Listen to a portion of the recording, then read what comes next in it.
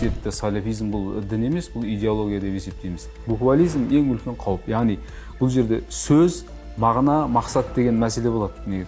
Бұл жерде мағына мен мақсат жоқ, тек қана сөз бар. Буквализм. Буквализм псевдо-салафизм идеологиясының негізі.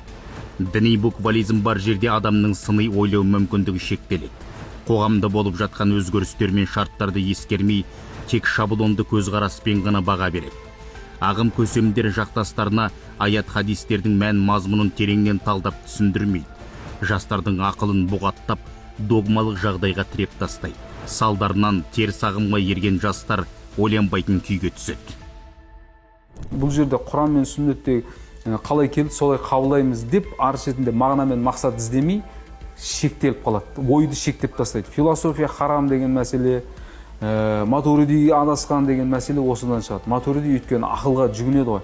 Ақылға жүгінуді бұлар кәдімгідей үзілді кезі қарсы шығады. Екіншіден айтады, білімді кімнен алып жатқаныңа қара дейді. Екінші етап.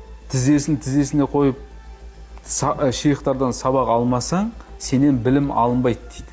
Одан кейін үшінші мәселе де бұлар айтады, өзгелерді тыңдама дейді. Басқалар сені адастырады. Саған шүбһа салады, яғни күмән салады жүрегіңе.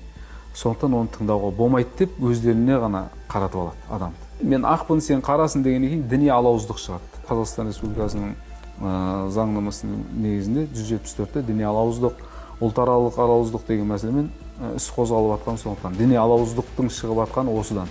Экстремизм терроризмге итермейтін белгілер пайда болады. Яғни лидерлерінің сотталып жатқандығының себептерінің бәрі сондықтан. Бұлардың тамыр жаюына мүмкіндік берілмеді. Егер тамыр жаятын болса, күшейетін болса, күштеп өзгерту кезеңіне өтеді. Бұл бидғаттың бидғатына жатады негізінде жаңалық.